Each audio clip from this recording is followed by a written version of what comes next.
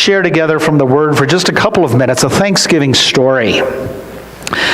Where we're going to end up today is the book of Samuel, 1 Samuel, and we're going to end up in the 7th chapter. We're going to get there in just a minute. We're reading from one of the darkest places in Israel's history, which sounds like a real upper for Thanksgiving Eve, doesn't it? The people of God, the Israelites, have been at sword's point with the Philistines for a long time. At the point of our reading, Samuel has been called by God to lead God's people.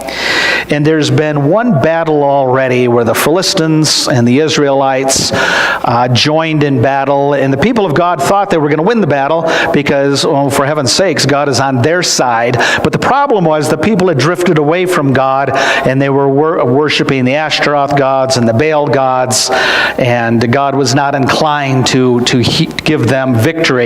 So in this battle with the Philistines and the Israelites, 3,000 Israelite soldiers were killed. So, the Israelites said, let's bring in our secret weapon, the Ark of the Covenant.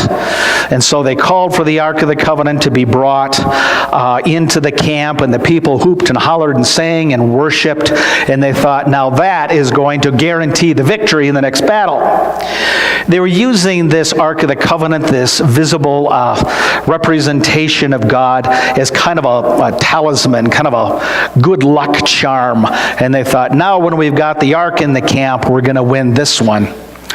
Well, they didn't. They had another battle, and this time 30,000 Israelites were killed. So they regrouped.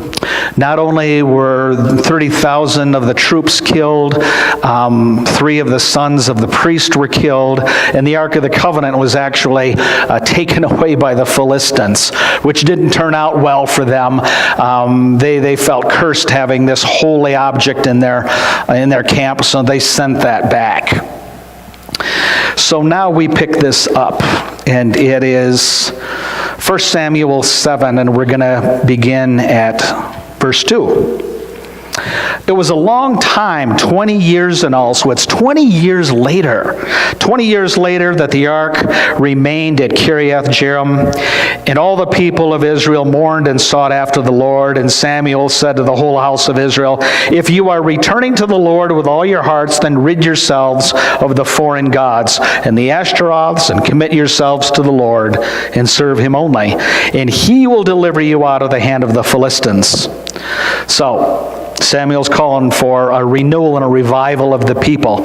If you are going to follow God, got to get rid of the Ashtaroths, all the other gods, then God will bless you with this military victory. So, the Israelites put away their Baals and the Ashtaroths and served the Lord only. Then Samuel said, assemble all of Israel at Mizpah, and I will intercede with the Lord for you. When they had assembled at Mizpah, they drew water and poured it out before the Lord. On that day they fasted, and there they confessed, we have sinned against the Lord. And Samuel was leader of Israel at Mizpah. When the Philistines heard that Israel had assembled at Mizpah, the rulers of the Philistines came up to attack them. I mean, pretty clear. You know, we've whipped them once. We whipped them 9 times as bad the second time.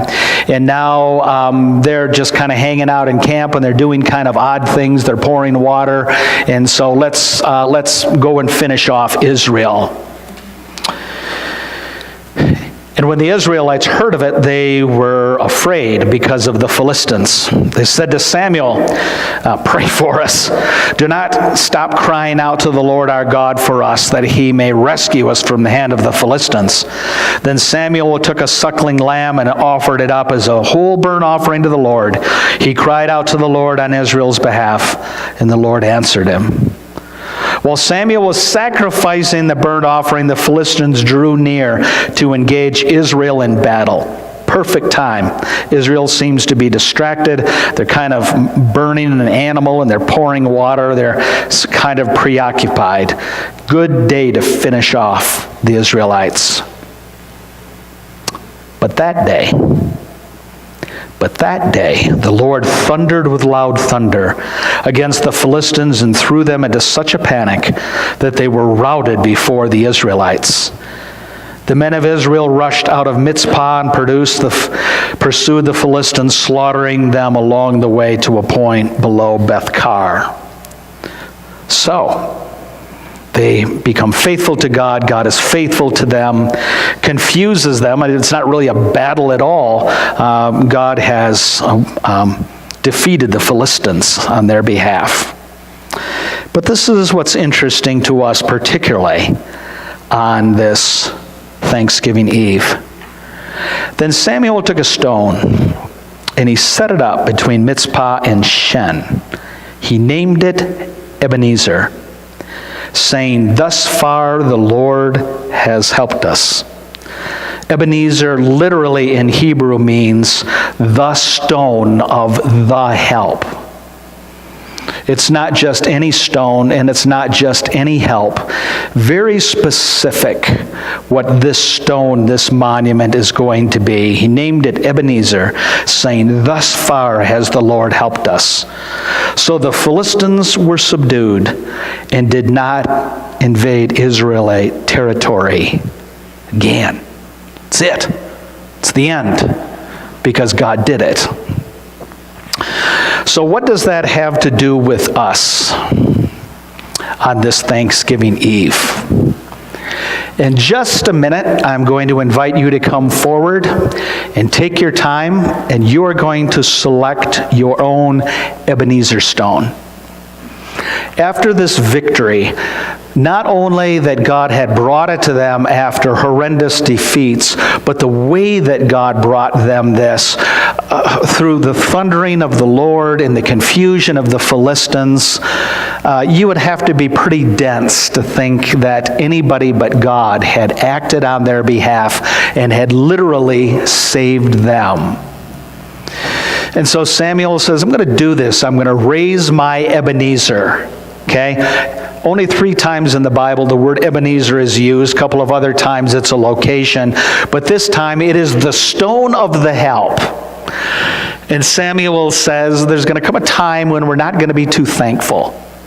We have a way of forgetting the mighty acts of God in salvation history, in our community and in our lives. So I want to do something that is going to catch people's attention. And so they raise up an Ebenezer stone. And it might have been like an altar. It might have been a pile of stones. We're not quite sure what an Ebenezer looks like, but it's stone, the stone of the help. So we're going to invite you to come up. And you are going to pick out an Ebenezer stone. And these have been very carefully selected and washed by me. These are like the most awesome Ebenezer stones ever. They're not pet rocks. And since the Bible doesn't say exactly what an Ebenezer stone is, ta-da! So if you'd like to, and you find it easy to move around today, come on up here if you would, please, and pick yourself out an Ebenezer stone. There's round ones and sharp ones and dark ones and light ones. And come on up if you would.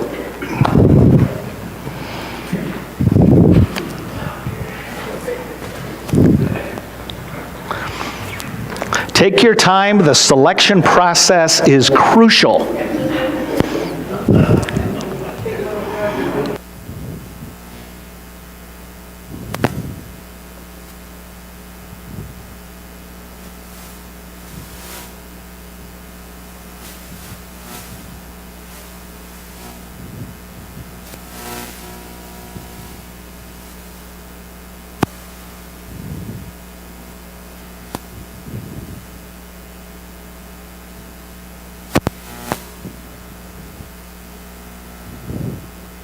No, you're not supposed to throw them at the pastor.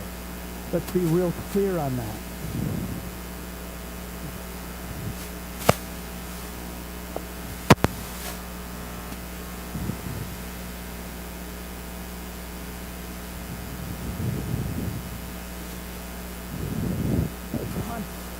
Boy, it's good to see you. How you doing? Thanks for coming over. We're blessed to have you with us today.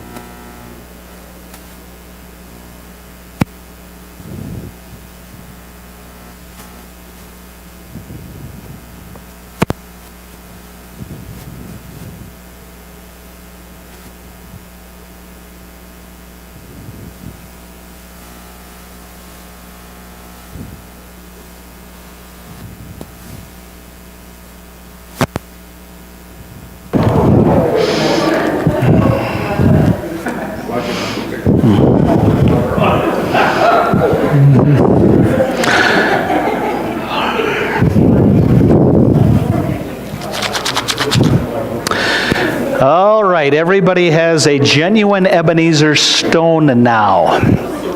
So what do we do with it? I want you to be thinking. What is the mighty act of God this year? One thing that stone represents for you. It could be a thing that's small to everybody else, but man, you know that God did that. Just think about that for a minute, because what you're going to do, is you're going to take your Ebenezer stone with you, and you're going to put it someplace. And it's going to do a couple of things. What it does, it's going to be recalling you to Thanksgiving. Because we have days that aren't so good. There's days when we lose hope. There's days when grief is real and pain is strong. There's days when we just frankly are feeling a little bit ornery. And we go by wherever you're going to put your stone. You can put any place you want to that you pass by. And when you look at that stone, and you can even take a Sharpie and write a word on the bottom of it if you want to. When you look at that stone, it's going to remind you of God's graciousness to you, just like the first Ebenezer stone did for Samuel and the Israelites.